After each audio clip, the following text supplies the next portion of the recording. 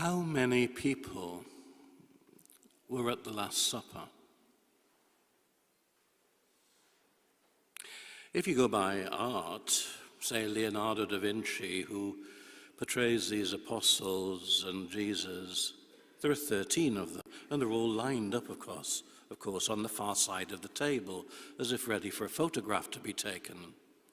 I don't think it was quite like that, but artists seem to portray 13, Jesus and the 12. You'll have other artists who will have them gathered in a circle or around in some way, some sitting on seats, some sitting on the floor, whatever. And the Gospels seem to support this. Often it seems to remark that as the Last Supper is described, Jesus there with the 12. You see, I ask this question because St. Luke tells us in this passage that Cleopas and the person with him is probably his wife, Mary, the wife of Cleopas. Remember the woman who stood at the foot of the cross. It's probably her, but it may be another person. They recognize Jesus at the breaking of bread.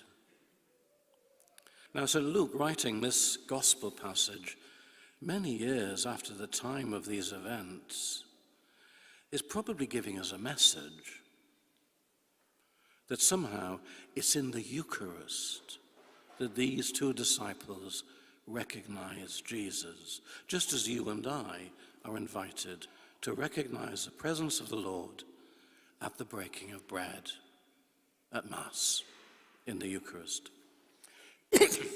And indeed, some people will say this whole story is told so carefully by St. Luke to get us to think about how it's so similar to Mass.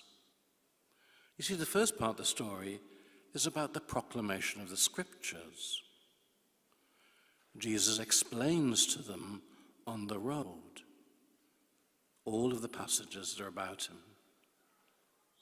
And it's something about how in the journey of the disciples' life, your and my life, we hear the Scriptures proclaimed as we gather together, and then we move on to the meal together, the breaking of the bread. But you see, for these two people, for Cleopas and his wife perhaps, they weren't at the Last Supper. How do they make the connection between this breaking of bread and the presence of Christ? They've not witnessed those events. Now you could say, oh, well, they were told about it. What in those 2 days?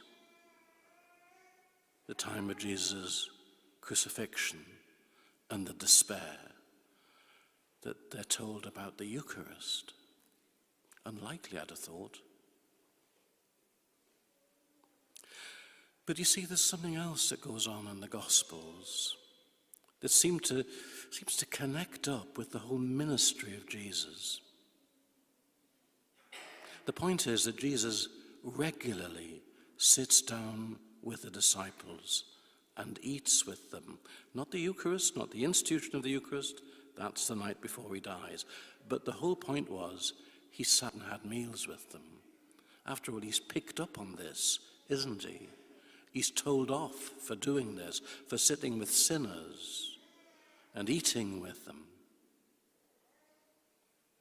And you see,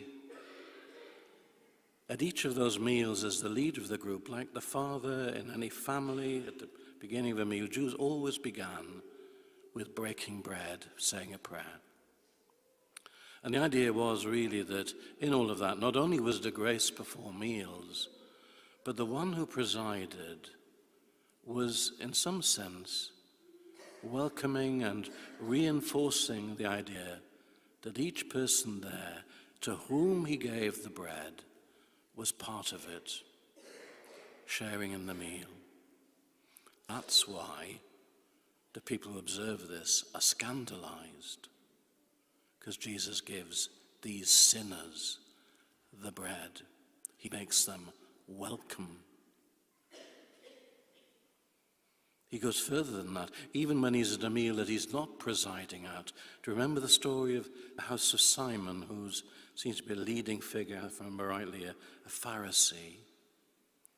And a woman comes in. Now Jesus will have been given the bread by Simon, who would have presided at the meal. But the woman comes in, and Simon wants the woman to go. But Jesus lets her weep at his feet and wipe away the tears with her hair, and speaks about how she is welcome, that her sins are forgiven. She's part of that gathering. Again and again, there is this idea that at meals, Jesus makes people welcome. And it's no accident. It's no simple repetition of the events of the Last Supper that the first title they give to the Mass, this meal together in these most sacred circumstances, they call it the breaking of bread. We had it in the first reading last week. We're told the disciples remained faithful to the teaching of the apostles, to the prayers, and to the breaking of bread. In other words, this is all about being welcomed, being gathered together. Now, yes, Luke will say, and that's the Eucharist, but it's all about the whole of the church's life, about welcoming people. It's about us gathered today, that Jesus has the bread broken to welcome each one of us. And you know, it's a rule of the church, it has been since the beginning, that at every Mass, the priest must break the bread. He can't not break the bread. He's not allowed to. It happens during the Lamb of God, of course. Now, it's interesting that it's to do with what happened in the Middle Ages, the way they kind of shaped the celebration of the Eucharist.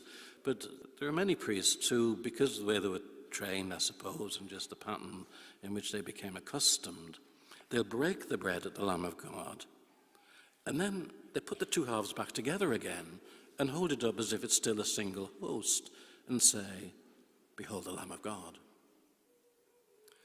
The whole point really is, he's supposed to show you the broken bread, because it's to remind us that there are all these other pieces that are going to be shared out. Now, of course, from a practical point of view, we can't do it that we have one single piece of bread.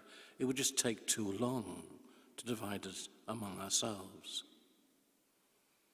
But the church says there must at least be the gesture to remind us, so that we'll never forget that this is shared among us, that we're all welcome. The breaking of bread is about belonging. Now, you know as well as I do, there are people here who, for various reasons, won't receive Holy Communion. For some, it's because they're still preparing. For some, it's because they've not made their first communion in the Catholic Church. For others, there are other reasons, all kinds of reasons, and, you know, that's fair enough. But the whole point is, this gesture, this breaking, is about us all being together, every single one of us, that we all belong together. Jesus shows himself, reveals himself in his welcome. And Jesus invites us to dine with him.